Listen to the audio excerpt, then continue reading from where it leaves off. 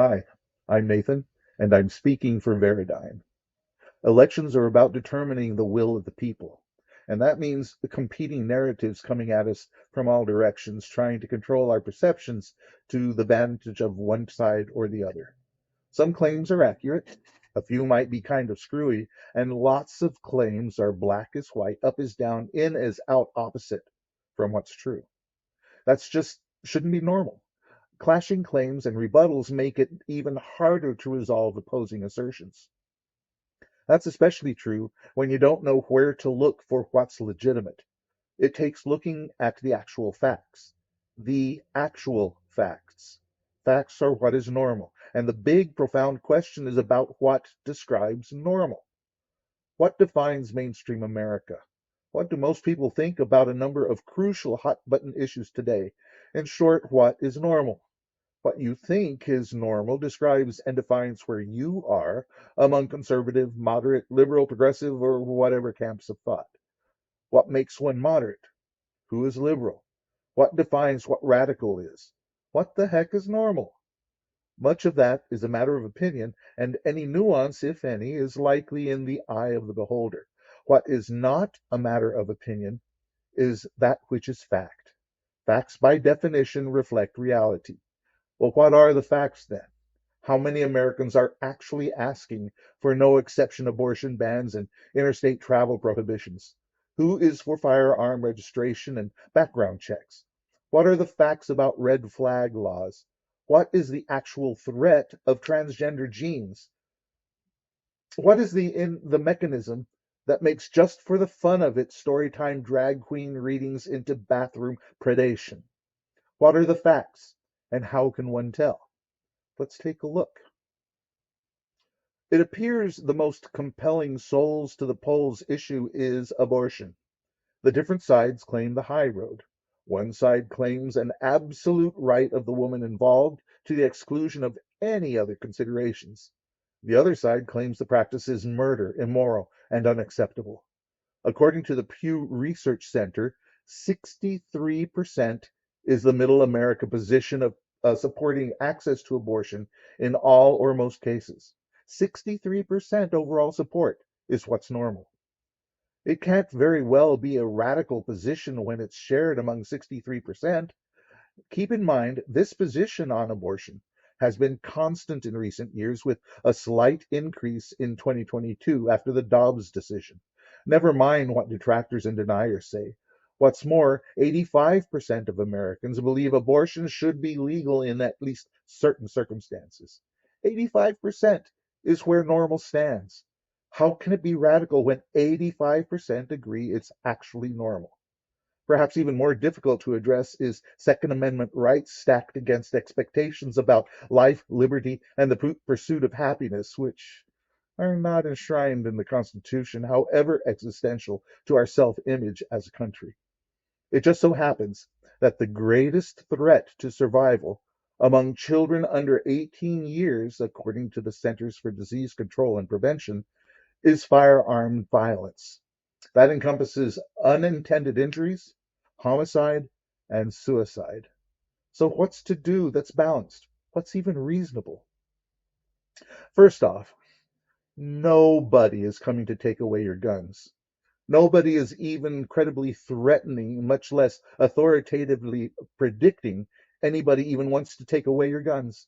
Everybody who has them now gets to keep them.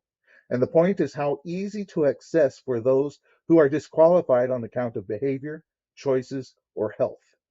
There are several so-called common sense measures which are rejected out of hand as if unreasonable affronts to constitutionally guaranteed rights. Really, it's okay to let them know what guns you have and how many of each there are in your collection. Yet safety and containment measures are consistently supported by vast majorities of the public. Background checks receive 80% to 90% support. Red flag laws are supported in the range of 70 to 80%. High capacity magazine bans are supported by 55 to 65%, and bump stock bans are generally favored among 60 to 70% of the public. Does 80% or more support for background checks indicate a radical stance? 80% is a fringe position? Is 70% radical? Or might it just be normal to contain chronic bedlam, control the mayhem, and stop the mortal violence? Let's look at discontent with Social Security and Medicare in Congress. That's essentially among those who make the rules but don't need Social Security and won't ever need Medicare. As it stands, 79% of Americans are against any cuts to Social Security benefits. Why is there constant pressure to cut both the Social Security and Medicare when 79% of voters don't want any cuts? Who and for which valid reason wants to cut Social Security and Medicare? Most, as in 67%, don't want to see any rise in monthly Medicare premiums. So, what is there to do to preserve Social Security and Medicare programs? Americans generally support raising taxes on higher income earners, like increasing the contribution cap to include a percentage of income above the current $168,600 paycheck contribution maximum. To begin, increasing taxes on households making over $400,000 per year enjoys a 58% support. On the contrary, unpopular measures include raising the eligibility age.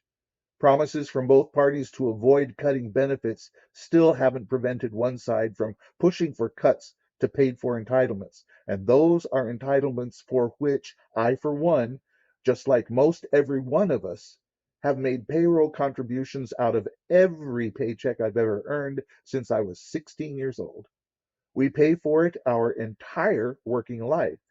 Anyway, those same naysayers are simultaneously proposing tax cuts, especially for upper income, the well to do, and corporations. The ones who won't need Medicare and would hardly notice Social Security. So, where are we? Okay, today we learned that 70% of voters oppose a nationwide ban on abortion, including 64% of Republicans. Who is it actually asking for this stuff? Today, we found out that firearm background checks are accepted 80 to 90%, red flag laws are supported 70 to 80%, high capacity magazine bans are preferred 55 to 65% of the time, and 60 to 70% consistently support bump stock bans. That's consistently at 60 to 70%. That's consistent support. Who is telling you differently? Why are they telling you it ain't so? Now we know. Americans strongly value Social Security and Medicare and are opposed to benefit cuts. So, who is it again saying that these most favored programs are opposite from what they actually are? Why would they do that? Why are members of Congress telling you they're unliked and untenable? Why would they do that? Who exactly are the radical ones? Thanks. I'm Nathan, speaking for Veridine. VOTE spells patriot.